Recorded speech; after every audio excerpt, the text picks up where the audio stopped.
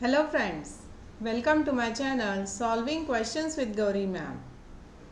Doctor Homi Bhabha बाल वैज्ञानिक competition exam की डेट पास में आ रही है। सब लोग प्रिपेयर हो ना। क्या आपने मोदी जी की, हमारे जो प्रधानमंत्री है नरेंद्र मोदी जी, इनकी किताब पढ़ी है? एग्ज़ाम वॉरियर्स नाम की किताब है, देखो। उसमें उन्होंने लिखा हुआ है कि एग्ज़ाम को हमने एक फेस्टिवल की तरह सेलिब्रेट करना चाहिए। बस कंपेयर किया है उन्होंने। फेस्टिवल आता है, कोई उत्सव आता है, तो हम उसके लिए तैयारी करते हैं शुरू से। क्या खाने में बनाना है, क्या पहनना है, कहाँ घूमने जाना है, करते हैं ना सब तैयारी। और जब फेस्टिवल का दिन है, जब एक्चुअल दिन आता है, तब हम सेलिब्रेट करते हैं, राइट। बस एग्ज़ाम को उसके साथ कंपेयर किया है उन्होंने। एग्ज़ाम के लिए भी हम कितने दिनों से प्रिपेयर करते हैं, राइट। और एग्ज़ाम के दिन सेलिब्रेशन होता है। हमने जो भी प्रिपरेशन किया है उसको हम सेलिब्रेट करते हैं, राइट। हाँ, रिज़ल्ट आता है तब क्या होगा? क्या होगा? बहुत अच्छा लगेगा। रिज़ल्ट को कंपेयर कर सकते हो फोटोग्राफ्स के साथ। आपका बर्थडे हो, कोई हमारा फेस्टिवल हो, तो हम फोटोग्राफ निकालते हैं और बाद में उसे देख देख के खुश होते हैं। बस रिज़ल्ट वही है जो हमने एग्ज़ाम में अपीयर किया, जो अच्छे से एग्ज़ाम सॉल्व की, क्वेश्चन सॉल्व किए, बहुत अच्छा प्रिपरेशन किया था, उसका जब रिज़ल्ट आएगा तो वो तो बहुत अच्छी बात होगी, है ना। तो चलिए, इसी पॉजिटिव अप्रोच के साथ आज हम स्टैंडर्ड 9th के लिए क्वेश्चन सॉल्व करने जा रहे हैं। पेपर 2021 से लिया हुआ ये क्वेश्चन है। एक रिएक्शन दी है, C6H12O6 plus 6O2 gives you 6CO2 plus 6H2O plus energy. बहुत एनर्जेटिक क्वेश्चन है। 38 ATP यहाँ हमें मिल रहे हैं, राइट। क्वेश्चन पूछ रहा है, this equation relates to which type of cell respiration. Got it? Options में है air is taken in through nose. दूसरा ऑप्शन कह रहा है exchange of gases between cells and tissue fluid. तीसरा ऑप्शन है blood carries carbon dioxide from various parts of the body towards lungs. और चौथा ऑप्शन है dissolve nutrients like glucose are slowly burned.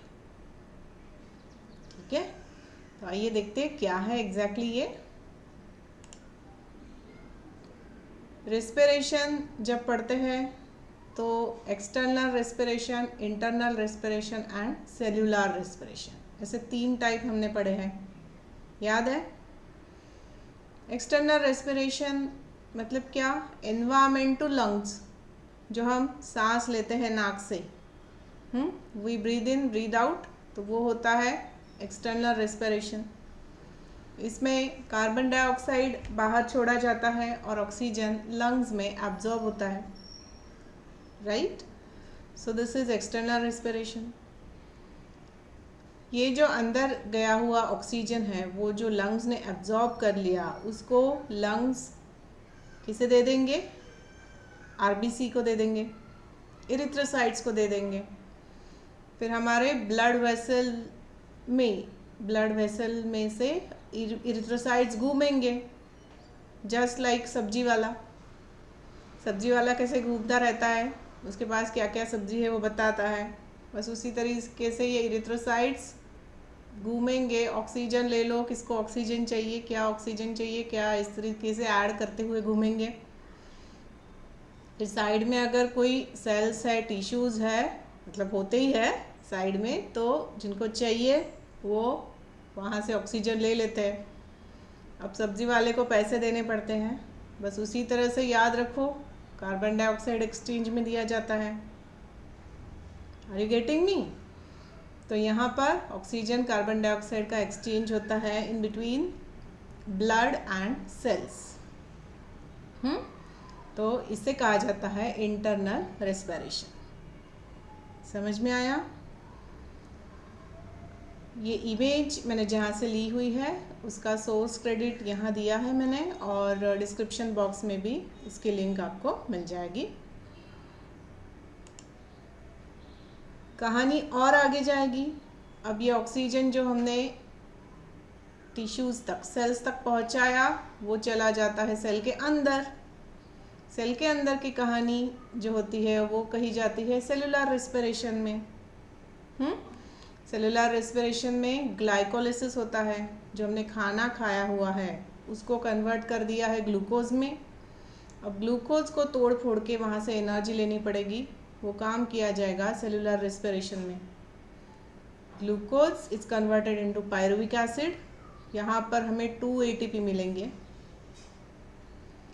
फिर ये पायरुविक एसिड क्रेब साइकिल नाम की एक साइकिल में, एक रिएक्शन साइकिल में चला जाएगा। वहाँ से कार्बन डाइऑक्साइड रिलीज़ होता है और वहाँ से जो केमिकल एनर्जी रिलीज़ होती है उसको इस्तेमाल किया जाता है इलेक्ट्रॉन ट्रांसपोर्ट चेन में।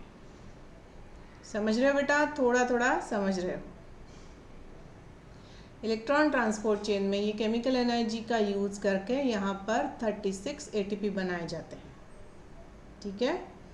ये सब कहाँ हो रहा है? ये पिंक कलर की जो है, this is a mitochondria, that is a power house of cell. बचपन से पढ़ते आ रहे हो। तो ये पावर बना दी ना उसने, तो यहाँ पे बन गए 36 ATP, वाटर निकल गया और ऑक्सीजन का इस्तेमाल कर लिया। समझ में आया?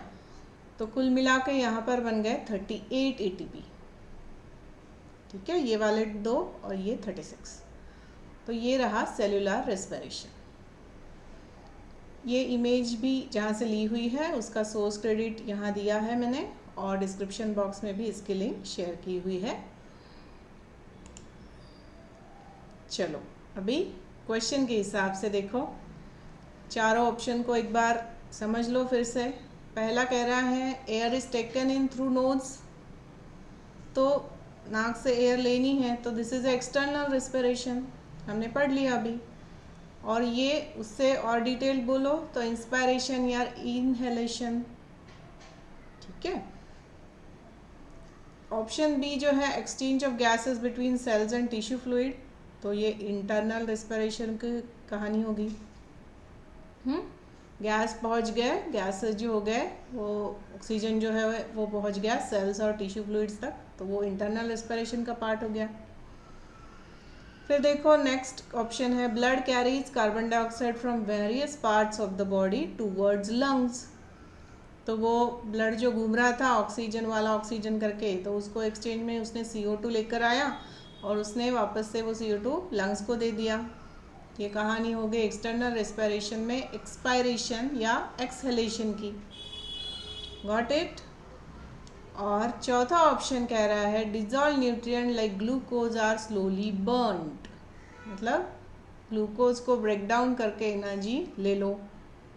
ये कहानी है सेलुलर रेस्पिरेशन की, और ये रिएक्शन जो है वो है सेलुलर रेस्पिरेशन की। Got it? है ना एनर्जेटिक क्वेश्चन? तो इस क्वेश्चन ने हमें एनर्जी दे दी 38 ATP, जिसको लेके हमें अभी आगे के क्वेश्चन सॉल्व करने हैं, आगे की पढ़ाई करनी है। समझ में आया? तो इस तरीके से ऑप्शन डी इस क्वेश्चन का सही आंसर बन जाएगा। राइट? चलिए, तो वो किताब ज़रूर पढ़िए, नरेंद्र मोदी जी की किताब है एग्ज़ाम वॉरियर्स। और पेरेंट्स, आप ये वीडियो देख रहे हो तो ये किताब आपके बच्चों को अवेलेबल करके दीजिए और आप भी उस किताब को पढ़िए। ऑलराइट? तो चलिए इस पॉजिटिव अप्रोच के साथ आज का वीडियो यहाँ कंक्लूड कर रही हूँ। मेल आईडी शेयर किया हुआ है और कमेंट सेक्शन भी है जिसके थ्रू आप मेरे साथ कम्युनिकेट कर सकते हो। All the best for your preparation. Thanks for watching.